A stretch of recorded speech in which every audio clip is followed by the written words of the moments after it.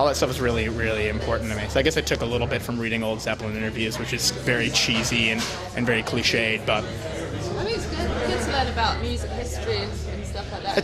that's always stuck with me. I've always wanted to do it, but it's great to do it with Rob, because at the end of the day, I did have him to bounce my ideas off of, and he had me to bounce his ideas off it, and then Keith is in there for a ton of the time doing vocals, and we bounce ideas off of Keith, and everyone would bounce ideas off each other, but from the production standpoint, it was nice to at least not produce it by myself. And likewise, I think it's good Rob didn't produce it by himself. It's just like artists, when you look at the painting for too long, you just can't see it. Well, it's also just when you're in the band and producing the thing you do, sometimes you're just too close to it. Yeah, exactly. Yeah.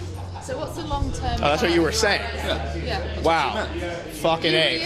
I totally reiterated it. Sorry. Just backing me up, so. I am backing you up, yes. So long-term, are you thinking this is something you'll concentrate on for a bit and then go back to other projects, or this is it now, you want to just make this work? I mean, I want this to work. Everyone does. Nobody wants to put this much work into something and just sit back and be like, all right, that was fun. That was a fad. It's like, it's not a fad. I mean, everyone wants this to work. So my goal is to play the Super Bowl halftime show. That's my goal. With a halter top. Yeah, wearing a halter top. I look at it, someone brought up to me, like, I think I was doing an interview with somebody, because I'm so important, everyone wants to interview me. And someone, like, asked me a similar question, and then, like, I was like, yeah, I mean, we want to do, like, everyone will go back to their bands, and we'll do it again when everyone has free time again. We'll allot that free time. And someone was like, you mean like a Perfect Circle is with Tool? And I'm like, yeah, like how Perfect Circle is with Tool. Like, that's a band. It started out, like, as this kind of super group, this kind of, like, side project, but they made, like, legitimate records, and they continue to make legitimate records, and I love that you put the beer back. And, yeah, I think it's just, like, it's a real band, it's a project, it's an escape, it's a million things. It's really healthy to do that. Like, people who paint and people who do other forms of art, they're not, like, as incestuous as people in bands tend to be. People in bands tend to, like, stick with their band and not go out and do anything else, and you know, I don't know. I think that's just that kind of makes it hard to make cool art. You know, it makes it hard to get inspired when you don't, like, allow yourself to work with other people. So I think, yeah, I mean, I want to go do lots of stuff, but, like, I want to do this band. I want to make many records with this band. I know I have another record's worth of music sitting around. I'm, like, ready, and it'll probably change by the time we actually make a record. So, totally. The record's due to be out in December over here, isn't it? December 14th? December 14th, I know, in the States, so it must be, like, around the same day. You're just raring to get it out now. I'm so excited to I can't wait. Like, this project's been going on for, like, 3 years. So, like, finally in, like, the home stretch of the, last month and a half, 2 months before the record's out, it's like, just put it out already, you know what I mean? Just feels like it's taking forever, but absolutely. Yeah, I can't wait. And how did you pick the first single? Or did it just stand out, that's the one to introduce yourselves? Or? I don't know who picked it out. We did. I think we did. I think we all were really so excited about that song. We felt it. It felt like a nice introduction to the band. It was, like, attention grabbing enough. I mean, like, you know, it seemed like whenever we played it for people, they seemed to it seemed to latch onto it, and there's, like, something in there for everyone. Something for the guys, something for the ladies. Yeah. Heaviness for the guys, melody for the ladies. Chicks with dicks would definitely dig on it. They get a little bit of both. Yeah, so. Both worlds. Yeah, it's definitely a question. It's all right. Or dicks with chicks, whatever it may be. The Dixie Chicks. Yeah, it's a classic rock vibe. Yeah. And you said you're bringing the fun back. Do you think it was lacking a bit in music? There's too much of the dark stuff? I definitely know that in the genre that Every Time I Die's in, it's fake fun, you know, for the most part. Like, I mean, I think that Every Time I Die is not only, like, one of the most sincere bands I've been close to, but one of the most sincere bands in the genre. So I'm honored to be a part of that. And then I see bands, like, always trying to be funny and clever, and it's like it's not. It's like it just feels like an act, you know, so much. Yeah. I mean, you guys are fun because you're fun. You guys are. Every Time I Die is a lot of fun. And this band definitely a party band. Yeah. Party band you can take seriously. Yeah. But the damn thing is fun because it's rock, and it's how rock started, and it's what it's supposed to be about. You know? So. What do all your bandmates think of your new stuff? Have they been supportive? Have they Oh yeah, given their opinion? my guys love it. Yeah. Yeah, they've been pretty supportive. Actually, Patrick is coming to the show in LA. He just Oh, nice. Yeah, it's really nice. So, yeah. Party times, do you reckon, after that show? As long as I don't gotta do anything like shitty early the next day, I'm into it. I know we're trying to shoot a video. Oh yeah. We're actually, I'm gonna talk about it. Fuck it, I'm gonna talk about. You know, Brendan Small is. He is the creator of Metalocalypse and Home Movies. He's a hilarious guy. He's like a real hilarious dude.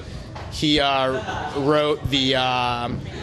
He wrote the treatment for our video based off of this comedian Patton Oswalt's stand-up, and it's so many tits in it. It's amazing, but tits not in like a Motley Crue way. Like tits in like aren't boobies hilarious? Like boobies, I guess that's what I mean. Not tits, boobies. But not like a bloodhound gang. Not like yeah. No, it's not really. It's not really a lot. It's not really a lot of boobies. It's gonna be a really fun and funny, hopefully well done video. I think it's gonna be real well done, and we're gonna be shooting it in LA.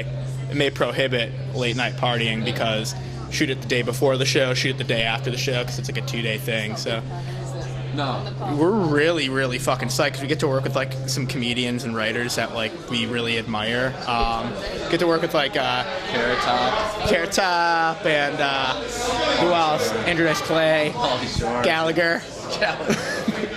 He's gonna smash a watermelon. See, this is probably going. They don't know this. Okay, well, This is cultural. Yeah, this is like such like a bad American. Yeah. No, but we get to work with like Roy Chubby Brown. Roy Chubby Brown.